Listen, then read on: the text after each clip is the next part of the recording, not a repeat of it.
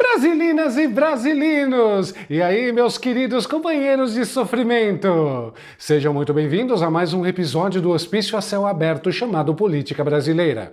Pega a pipoca, puxa a cadeira, senta e respira fundo, porque hoje o roteiro de Brasília está naquele nível que você olha e pensa: cara, os roteiristas desse país não estão apenas fumando maconha estragada, eles estão cheirando tangue de uva vencido misturado com chorume radioativo antes de sentar na frente do computador.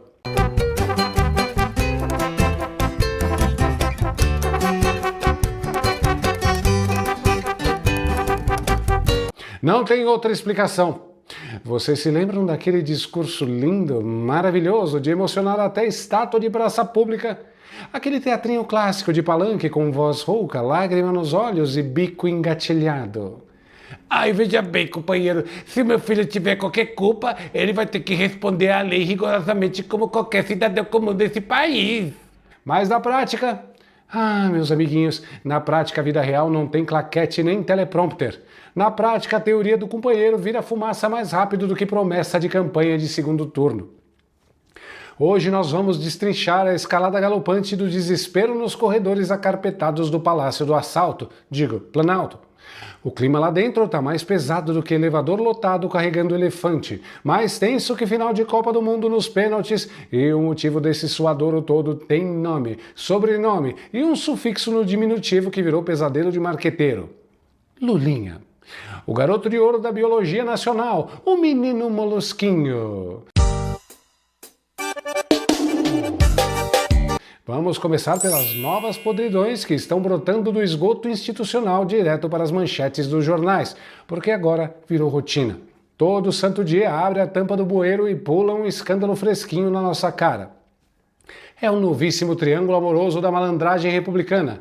Lulinha, a lobista chique Roberta Luxinger e o famoso Marcola. Sim, não é o Marcola do PCC, o chefão de presídio de segurança máxima. É o Marco Aurélio Santana Ribeiro, o ex-chefe de gabinete do próprio Lula. O que, convenhamos, na prática da burocracia estatal, às vezes parece uma distinção meramente semântica. E qual é a brincadeira da vez que a pelúcia federal começou a desenterrar? Coisa pouca, bobagem de troco de pão. Um esquema nababesco de 626 milhões de reais em contratos sem licitação. Eu repito para o seu cérebro processar a montanha de dinheiro. Mais de $500 bilhão arrancados do lombo do pagador de impostos, sem concorrência, sem frescura, sem licitação, para enfiar venda de canabidiol goela abaixo do Ministério da Saúde. Olha que maravilha! Enquanto o brasileiro médio está contando moeda para comprar dipirona genérica no postinho de saúde e pegando fila de 4 meses para marcar um exame de sangue, a patota dos amigos do rei estava articulando o império da erva medicinal superfaturada direto com o governo. Segundo a reportagem, as mensagens mostram que Lulinha não apenas sabia dos negócios de Roberto, mas também comentava, coordenava e participava de reuniões relacionadas a interesses empresariais. E como é que a gente tem a mais absoluta certeza de que o nosso biólogo favorito, o Lulinha, era o grande imperador desse esquema todo? Simples, meus amiguinhos, porque a descrição dessa turma é comparável a um trio elétrico tocando axé dentro de uma biblioteca. A própria lobista de luxo, Roberta Luxinger, soltou uma mensagem antológica interceptada pela Pelúcia Federal, em que ela digita com todas as letras, sem vergonha nenhuma na cara: eu sou o Fábio. A Polícia Federal está apontando aí que a Roberta Luxinger usava, pelas mensagens, o nome do filho mais velho do presidente, o Lulinha, para abrir caminhos no governo federal, em alguns ministérios. Uma delas, inclusive, diz o seguinte, uma mensagem que ela fala com um interlocutor que participava de uma prospecção de negócios no governo federal, mais uma também reunião, e diz para a pessoa exatamente isso, abre aspas: eles sabem o que eu sou o Fábio, Fábio em referência ao Fábio Luiz Lula da Silva. Gente, presta atenção nisso. É o Tony Stark Tupiniquim, só que em vez de eu sou o Homem de Ferro, salvando o universo com a manopla do infinito, é a versão do tráfico de influência. Eu sou o Fábio, pronta para abrir os cofres públicos no estalar de dedos. Ela tinha carta branca, procuração moral e autorização plena para agir, cobrar e negociar em nome do filho do presidente. E os registros oficiais não mentem. O menino prodígio, aquele mesmo que começou a vida profissional limpando fezes de elefante em zoológico e virou um gênio multissetorial do capitalismo de compadrio, visitou o Palácio do Assalto nada menos que 18 vezes durante o atual mandato do papai. 18 vezes. Somando mais de 23 horas cronometradas de pura de reunião de negócios familiares e almoços de domingo. 23 horas despachando na sede do Poder Executivo, enquanto o pai jura de pés juntos que o governo é uma coisa e a família é outra. Obviamente, quando essas conversas e esses registros começaram a vazar, o comitê de campanha e o próprio mandatário entraram em modo de pânico nuclear absoluto. O desespero bateu tão forte que a coordenação política começou a pressionar abertamente a cúpula da segurança e o Ministério da Justiça para tentar estancar a sangria e calar os vazamentos a qualquer custo. Caso Lulinha, campanha de Lula tenta conter vazamentos e pressiona Ministério da Justiça. Reparem bem na escala de prioridades dessa gente. A preocupação deles nunca é o crime cometido. A preocupação nunca é o desvio de centenas de milhões de reais da saúde pública. O desespero deles é a fofoca vazar para a imprensa antes da eleição. É a pura tática do avestruz combinada com censura de bastidor. E o que é que o paizão protetor faz quando a água do esgoto chega no queixo do herdeiro, jogando no lixo aquele discursinho hipócrita de que a lei vale igualmente para todos?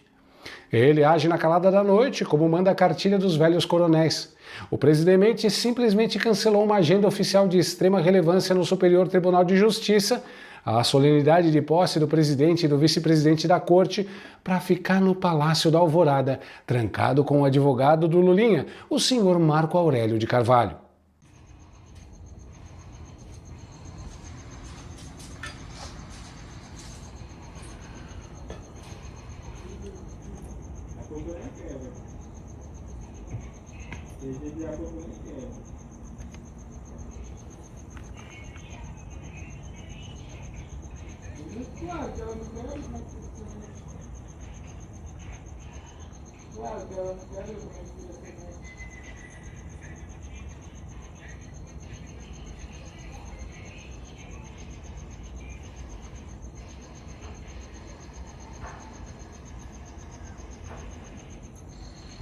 Já passava das 10h30 da noite, quando o advogado Marco Aurélio de Carvalho deixou aqui o Palácio da Alvorada após se encontrar por mais de 3 horas com o presidente Lula.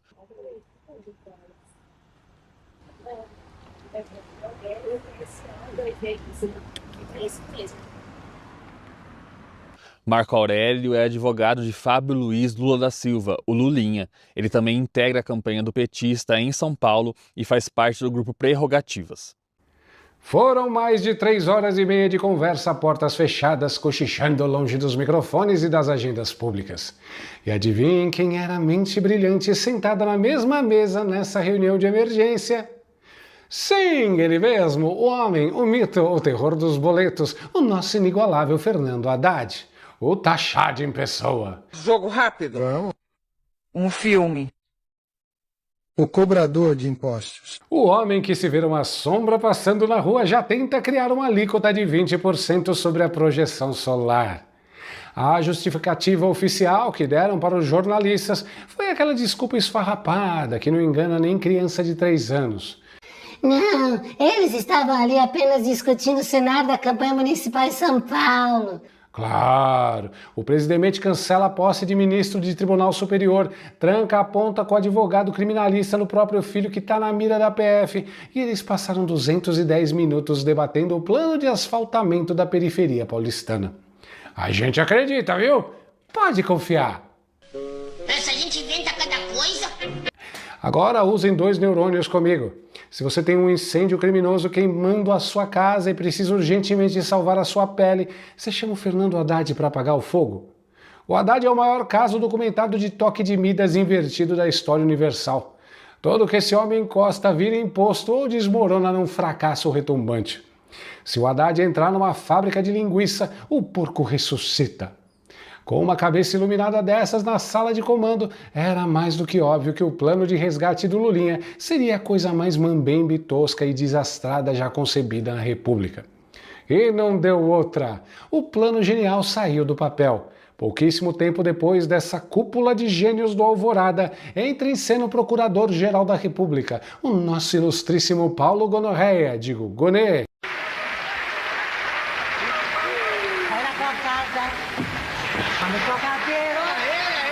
No mais absoluto nada, a PGR protocola um pedido sigiloso trancado a 7 chaves, batendo na porta do Supremo Tribunal Federal com a seguinte ladainha.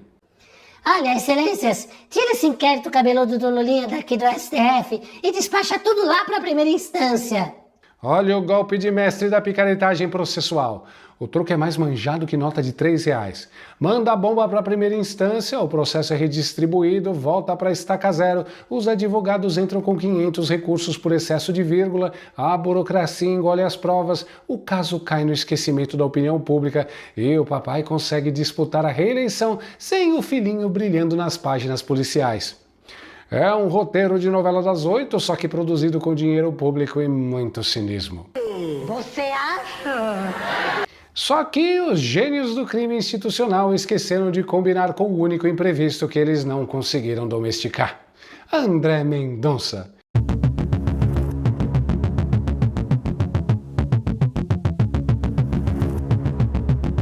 Pois é, meus amigos, o Mendonça acabou se revelando uma daquelas anomalias estatísticas, uma criatura lendária do folclore nacional, tipo a mula sem cabeça, o Saci Pererê, ou um ministro corajoso de verdade nos tribunais superiores de Brasília.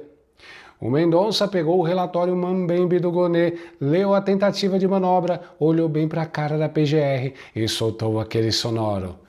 Aqui não, violão! O ministro bateu o pé, rejeitou sumariamente a sugestão da Procuradoria e decidiu cravar o inquérito lá dentro do STF mesmo, declarando com todas as letras que as escutas telefônicas e as mensagens interceptadas mostram claramente o envolvimento direto de autoridades com foro por prerrogativa de função.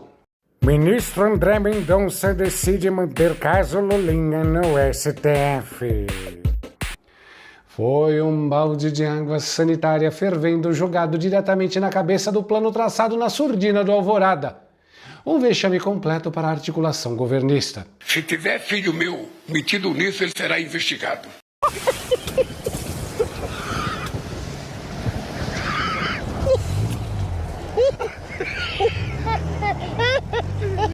Pelo menos por enquanto, a tentativa de enterrar o caso subiu no telhado. Mas não se iludam, brasileiras e brasileiros, a máquina de moer reputações e de blindagem do lulopetismo não dorme no ponto. Eles funcionam igualzinho ao exterminador do futuro. Não sentem remorso, não sentem vergonha, não têm limites e não vão parar enquanto não tratorarem quem estiver no caminho para proteger o clã da corte. Eu quero ver. Sai daqui, empregada. Tá querendo ouvir as conversas para depois me delatar. Então, meus amiguinhos, da próxima vez que você ligar a televisão e ver o Lula esbravejando com o dedo em riste que no meu governo a Polícia Federal trabalha com total autonomia, ou que se alguém da minha família cometer qualquer deslize vai pagar pelos seus erros, lembrem-se da reunião clandestina de mais de 3 horas e meia com o advogado de defesa trancado no Palácio Presidencial. Lembrem-se da mensagem imortal: eu sou o Fábio. Lembrem-se dos contratos sem licitação de 626 milhões de reais para torrar dinheiro da sua saúde. Porque em Brasília a regra fundamental nunca muda. Aos amigos e à família, os contratos bilionários, os jantares secretos e a impunidade absoluta. Aos inimigos e ao cidadão pagador de impostos, o peso implacável da lei e a cobrança da fatura no final do mês.